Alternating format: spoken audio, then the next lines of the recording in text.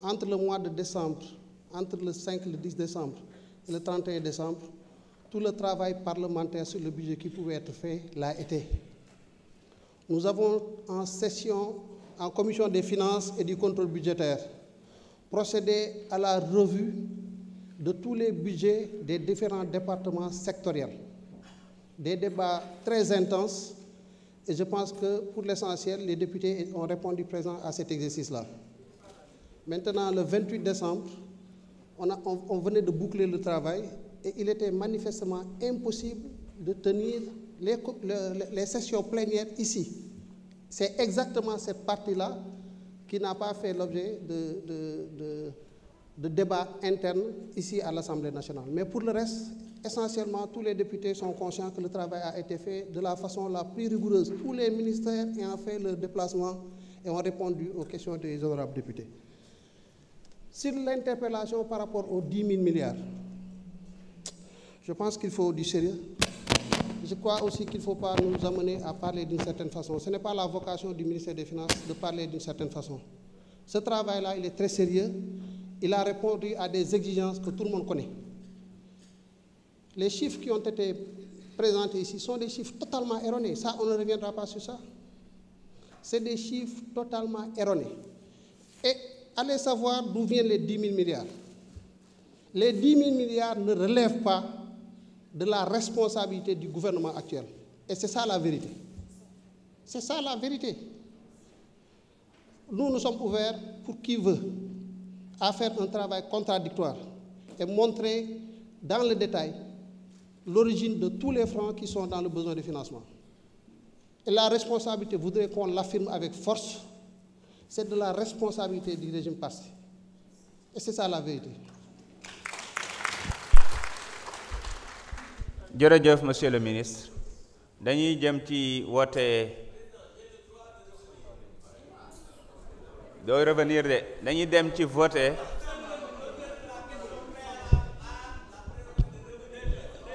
nous allons procéder au vote de la question préalable. Quels sont ceux qui sont pour? Quels sont ceux qui sont contre? Ce sera à main levée. ñan ñoo d'accord ci question préalable bi nañu yëkkati seen loxo. ñan ñoo d'accordul ci question préalable bi. L'Assemblée a rejeté. Nañu continuer liggéey bi.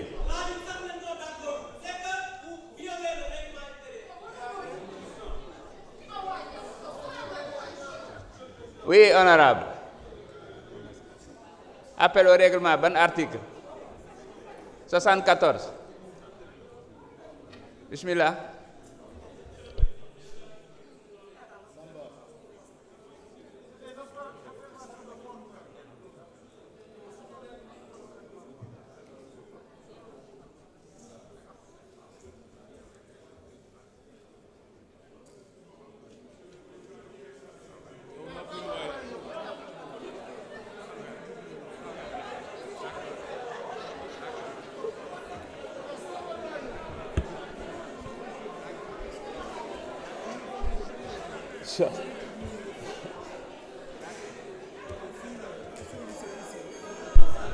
Mais laissez votre collègue s'exprimer, s'il vous plaît.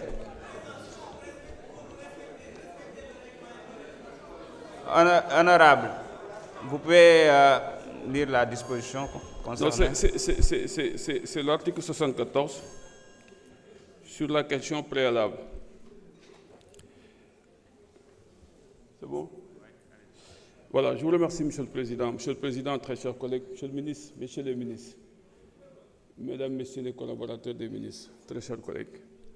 J'ai demandé à intervenir sur cette question préalable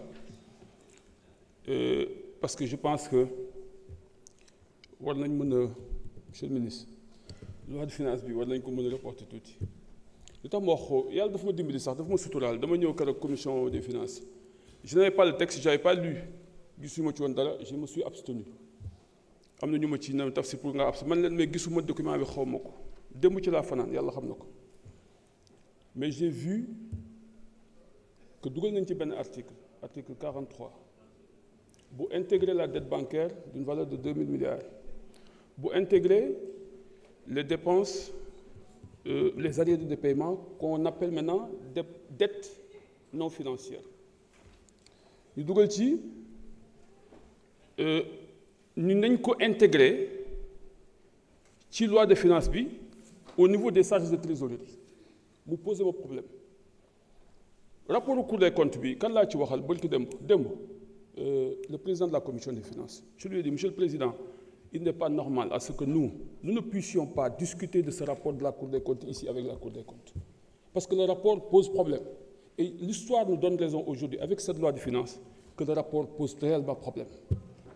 Les données qui sont dans le rapport, très sincèrement, mon tafsir, ça me pose problème. Billahi wallahi tallahi. Et là, si nous disons que l'élément qui est dans le rapport, encore dans notre loi de finances, alors que le processus est agagoul, moi je serais mal à l'aise, mon tafsir. Parce que je ne veux pas ne pas voter la loi de finances. Parce que c'est des charges personnelles pour nous faire. Moi, je ne peux pas voter. Si je fais un salaire, je ne peux pas voter. Je veux que nous voter. Mais je veux nous permettre à l'Assemblée nationale mu liggéey ci finance publique yi liggéey ci budget bi liggéey ci rapport bi Cour des comptes ñëw ñu wax ak moom mu wax ñu lii nan la demee ñu mën ko comprendre parce que quand même c'est trop et dafa bari 4 000 milliards c'est trop et surtout sur les emprunts projets là moi j'ai des problèmes très sincèrement et aujourd'hui on nous dit dans la loi de finances on intègre les 2 000 milliards mais sur les ressources extérieures c'est 249 milliards mais où sont les autres milliards gisuma ko xaw ma fu mu jaar man war naa mën a taxaw ñu écouter kon su fekkee comprendre na nañu fexe ñu repousser ko le temps ñu permettre loolu parce que moi je veux vous accompagner on veut vous accompagner comme ni ngi ñu ko ñaan sama yaram dafa daw wax naa ko sama yaay démb billahi wallahi tallahi yàlla xam na ko billahi wallahi nee naa sama yaay dama leen ñeewantal parce que dafa metti li ngeen dund di c'est trop dur et pour ñu accompagner leen il faut que ñun ñu nekk dans une situation boo xam ne dañ maîtriser li ñuy def li may wax ni c'est très sincère maintenant je le dis par devoir s'il vous plaît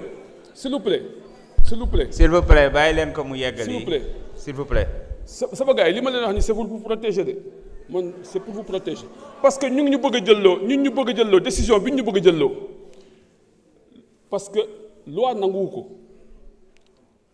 ko léegi ñu bëgg ko jël dugal ko ci biir suñu loi dans un contexte où on parle de vérité de transparence de jubal de jubbanti man jàpp naa ne war nañ mën a jël suñu temps indi nañu fi loi de finances rectificative yi passé mois de décembre lañ ko indi voté nañ ko amul problème moi j'ai voté et pourtant il y a des dépenses qui avaient été déjà effectuées on a justifié ñu voté ko amul problème compliqué wul parce que ñun on est prêt à accompagner pour que lii nga xamante ne mooy les difficultés que nous avons au plan budgétaire ñu mën ko régler mais nañ ko teg ci loo xamante ne au moins ñun dañ nekk à l'aise parce que nous sommes l'Assemblée nationale chaque franc qu'on dépense dañ ko war a xam fu mu jógee fu mu dugg on fait des dépenses qui sont hors budget qui n'ont pas été votées on l'intègre dans les dépenses de trésorerie en appelant ça dépenses dettes non financières ça c'est des arriérés de paiement il y a une contradiction entre arriérés de paiement et dettes non financières man loolu laa jàpp parce qu'il y a des fonds en route et des arriérés de paiement qui peuvent durer un moment plus de 3 mois on nous dit que c'est depuis plusieurs années et ça ce n'est pas dans le rapport de la Cour des comptes parce que la Cour des comptes nous parle de 142 milliards d'arriérés de paiement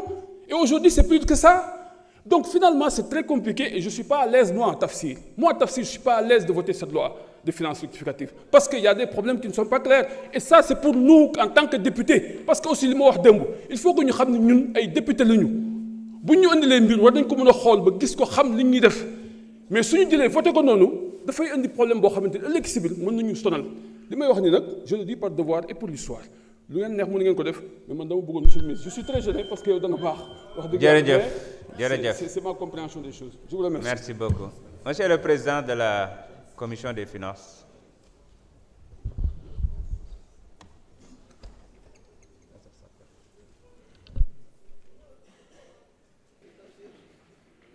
Voilà, merci beaucoup monsieur le président je crois que li ñuy wax nii yëpp pour man ay stratégie la pour ñu mën a tardel la séance d'aujourd'hui li ma bëggoon leeral mooy situation bii ñu nekk nii la situation économique du pays là buñ koy xool li ko waral nañu gëstu ñi fi nekkoon seen doxalin tey situation bi ñu nekk ñoom ñoo ñu dugal ci guute gi ba ñun jàpp nañ ne tey fu mu ne nii lu effort yu gouvernement bi di def yëpp mooy effort nu ñuy def ba suul kàmb googu ñi gasoon bàyyi ko fii ci réew mi looloo waral situation bi ñu nekk nii looloo ko waral looloo indi situation bii man damay dàq vraiment ñii di wax pour ñu retarder séance bi vraiment nañu continuer les travaux.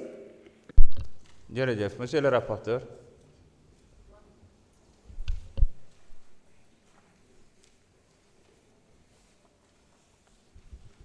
Merci monsieur le président.